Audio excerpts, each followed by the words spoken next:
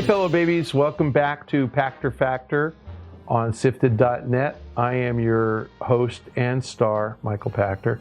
Gotta say, I really appreciate you guys tuning in. I know that there's only about 10 of you, but thank you for coming in and watching. And it's like, ask questions, because we get so damn many questions that are the same. Come on, I'm looking for some variety here. Anyway, if you're watching on SIFTD, we appreciate your patronage. And Shane is going to take that money and try to create some other great content. So keep it coming, because I think we can have a lot of different, different people appearing on SIFTD. And I'll see if I can get a guest here in the not too distant future. So let's get into the questions. Our first question comes from Twitter at tmoney58. How does financing of movie adaptations of video games work? And the answer is not very well. Do publishers have large financial stakes in these movies? And the answer is maybe.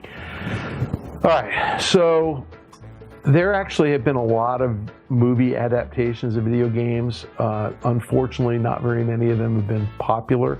And I would have to get back on the internet and do some research. I just learned this question this second. But the truth is, most of them are busts. I mean, there was a Final Fantasy video game movie that had Jeremy Irons in it, I believe. There was a Mario game, Super Mario Brothers, that had Bob Hoskins, who just died last year, in it. It was terrible. There's been a Max Payne movie. There's been I want to say a Halo movie. Pretty sure a Doom movie. They were bad. I think there's been a lot more, but the ones that have worked have been the Lara Croft Tomb Raider series and Resident Evil. And I wish I could explain to you why. I have no idea. I mean, Tomb Raider, the ones with Angelina Jolie worked really well. And I actually don't know if this is true or not, but Angelina Jolie looks to me like she's just a kick-ass martial artist. I mean, I saw her in a movie called Salt, and she was phenomenal, just running around kicking butt.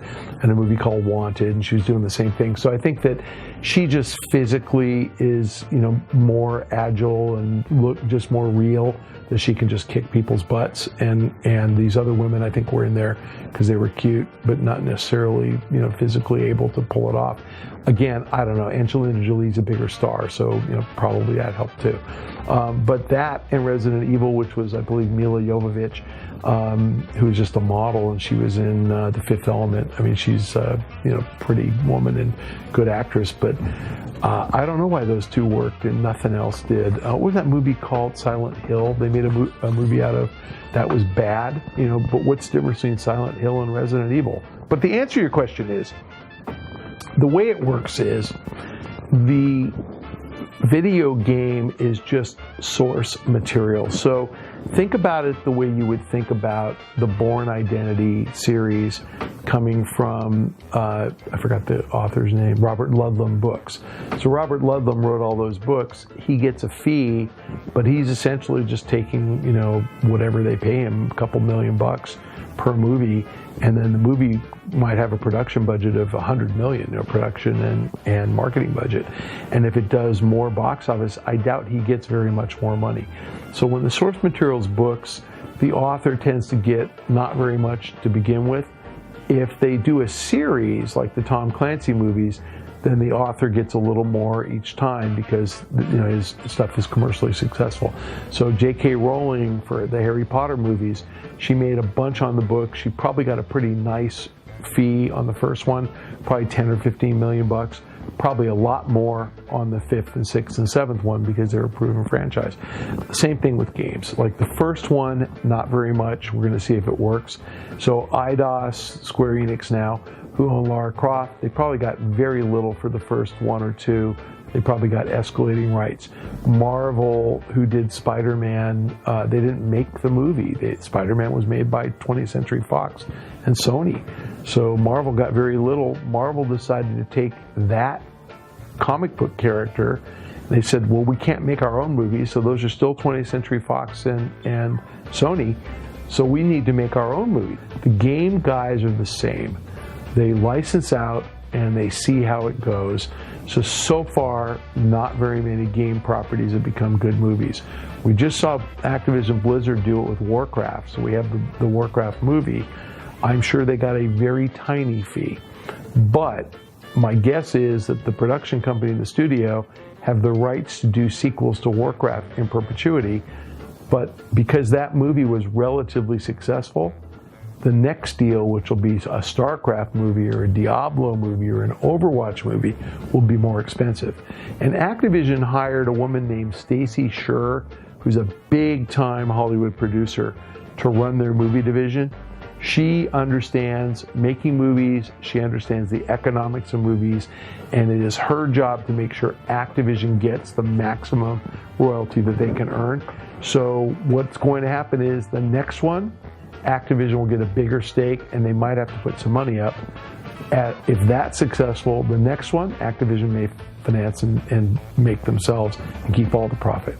With Ubisoft, the Assassin's Creed movie, Ubisoft got a very small upfront guarantee, $3 or $4 million, and they have a very small percentage of the profit if the movie does a certain threshold of revenue. I believe, and I'm just making this up, but I know enough about movies to think this, above $250 million, Ubi will probably make money. If box office is below $250 million, Ubisoft doesn't get anything. Now that's what they're doing on the first Assassin's Creed movie. Let's pretend this movie's huge. Let's pretend that Michael Fassbender becomes, the next big, action hero, and there's going to be 10 more. Ubisoft structured this so the next one, they get more if they want it, but in order to get more economics, they have to finance more of the movie. So they have to take more risk, and they get a bigger payout if they invest more in the next movie. And ultimately, they can probably self-finance the whole thing, and that's how their deal's structured. So the answer to your question is, nobody starts out with a big financial stake, because making movies is hard, it's complicated, it's risky, and most movies don't make money. So the publishers who don't make movies in the first place aren't going to take that risk. They're going to let the professionals do it. They're going to let the Warner Brothers of the world, the Disneys of the world make these movies, and then if they're successful, the publishers will invest more in the future. So early on, no. Early on, we're just going to see. I think what's more interesting, though, is now you're getting video games that I believe are being designed with a back-end movie in mind. I actually think Overwatch is that way. I think the Overwatch character classes are such, and I think they will keep adding characters, that you're able to maybe create a story about them. We're starting to see this in Hearthstone even. I think that they're building games and thinking about these games as a media property that might beget a TV series, might beget a movie, might beget a series of novels. Halo was kind of that way. I don't think Microsoft thought about it when they did the first Halo game, or Bungie, but they certainly did when they made the second, third, and fourth, and they got this whole, Covenant, Master Chief, whole saga going, and there are books and things. Star Wars obviously built as a movie first, but I think you're getting much more media savvy people involved in the game development process and thinking about the cinematic tale telling, and that's where Uncharted came from. Amy Hennig was a movie writer. That's where Walking Dead as a game came from. Gary Whitta, movie writer, worked on that team. So they're starting to bring in movie writers to think about writing game content, because that means you can probably turn the game content into a movie. So that's a great question. Okay, got a question from the SIFTD site from Deus Zero. With Microsoft's Azure cloud platform starting to become successful and Sony's continued support of PS Now, how far off, if at all, is full streaming of games from the cloud? Do you think that cloud gaming is still viable given the slow growth rate of America's internet infrastructure, or will we move toward mobile devices that stream AAA games to our TVs? All right, so the problem with streaming isn't cloud, it's data speed. And if you're playing a single player game, you can stream any game. It shouldn't matter at all. So if you're just playing Grand Theft Auto, not GTA Online, but just GTA, you can stream the whole file. And it really wouldn't matter how late it was, because whatever you're acting on is what's on your screen at that instant. So you don't have to worry about the round trip between your home connection and the server. But when you're playing multiplayer, you do. So the reason multiplayer works, and I am so not a technologist, so all you guys on NeoGAF, when I screw this up, do a NeoGAF thread and set me straight, because I know I'm going to say it wrong. The problem with games is that you really want to act on as little information as possible.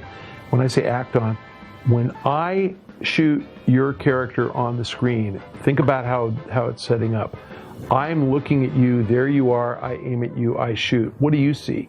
You see a flash in the distance because you're looking from the other perspective. All of that art, all of that rendering, all those pixels are on my console. The hard drive has them all, or the disk. It's accessing all that. It's in my RAM. So all that happens in multiplayer is that the signal that I press the X button and I'm shooting you went to the server and then it went to you and said, you just got hit and you fall down. That is 1 bit, 5 bits, I don't know, some little tiny bit of information, 1 packet, and you have no packet loss. It happens fast and it looks like I shot you instantly. If instead the server had all of the art sitting on the server and had to render my screen and then render that I acted on you, I shot at you, all that art has to go back into the server. Server then has to tell you and render the shot just went off. There's a lag. And the math is, the speed of light, we have fiber optics if you have high-speed internet, and it's running, it degrades over distance, obviously, but the speed of light's the fastest you can go, 186,000 miles a second, again, for that NeoGAF thread. Correct me if I'm wrong. But do the math, right? If it's going, 2,500 miles, it's 10 milliseconds just to go 2,500 miles across country. I'm just dividing 186,000 by 2,500. It's whatever, 7 milliseconds. And then it's got to come back to me and go back to you. It ends up being slightly laggy, and we don't have the speed of light. So unless you have servers close by and you and I are proximate to one another, there's a lot of information going back and forth, and cloud services are laggy. OnLive claimed to have the fastest. They got it down to 30 milliseconds. Gaikai claimed that they were about the same. They're both owned by PlayStation, and Sony hasn't released either one because multiplayer gamers said it was laggy. I'm shooting and the guy's not falling down. It doesn't work.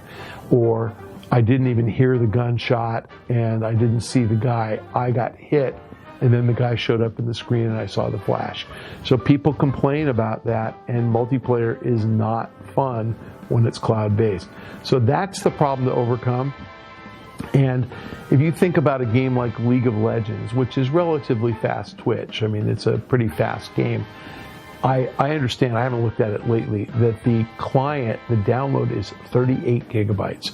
You have so much stuff on your PC to play that game because the PC is doing all the work, and what's going back and forth to the server is just, I moved here, I shot that there, I shifted over. It's just doing the spatial stuff, but not re-rendering. It's the re-rendering, I believe, that kills it. So the answer is, I don't think we're going to have cloud gaming ever. I just don't know how you overcome this until we get, internet that truly is Ethernet and really does move at the speed of light. And I just don't think that's coming.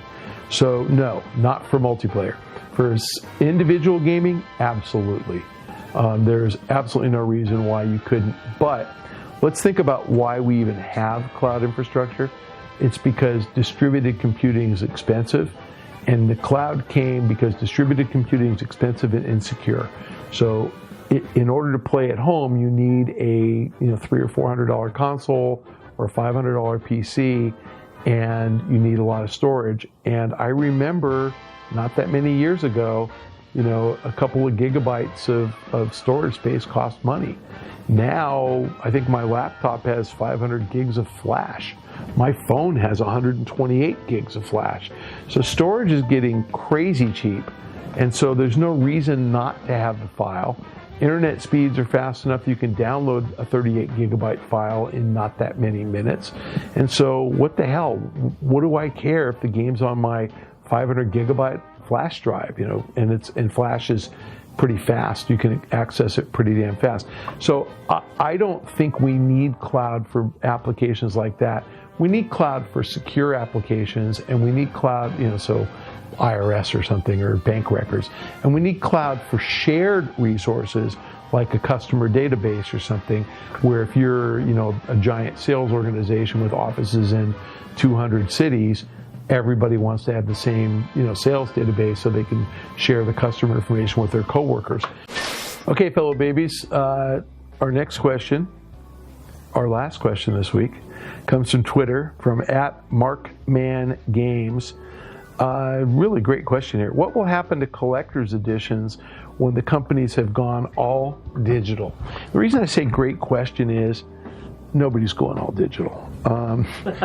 Well, there's no reason to go all digital as long as you need a console, okay?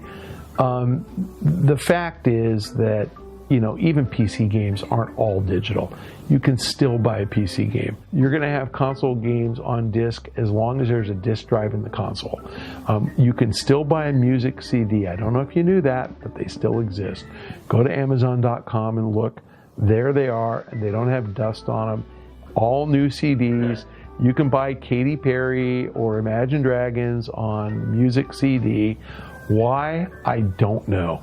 Everything is available for download, but we still have them. So I think that that's a good reason to have retail, is have collector's editions.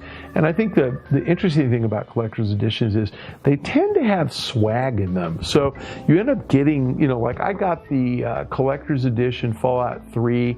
It came in a lunchbox. I mean, how cool is that? I think I had a t-shirt in there too. I got the Pip-Boy edition, collector's edition of Fallout 4. So I got the Pip-Boy wrist holder for my phone. I can't get the app to work. The app in my iPhone won't link with my PS4, so I can't figure it out, so I just deleted the app. But the swag is the reason to buy the physical edition. And I think the answer to your question is, even when we go all digital, I think what will end up happening, because eventually consoles will be obsolete, we will download everything. I think what will happen is you'll still be able to go to the store, buy a download code, and a bunch of swag.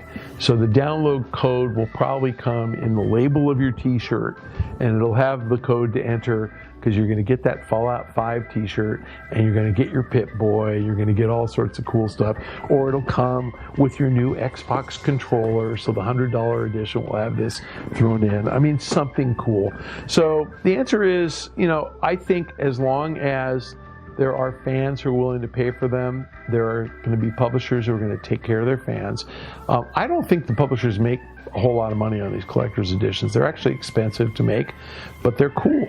And I got into an argument with a client who didn't understand collectibles, and he was like talking about how dumb GameStop's think geek business is, and why would anybody buy a bobblehead? And I'm like, are you kidding me? I have like 100 of them. So they don't get it. I mean, people who don't play games don't get it. We are geeks. We love geek stuff. We will pay for geek stuff. So collector's editions are way cool. I think people will pay for them as long as they're made. They will keep being made as long as the consumer wants them. So I would not worry about them going away. And with that, I'm going to end this week of the Pachter Factor on SIFTD.net. Appreciate all you SIFTD members for supporting the site.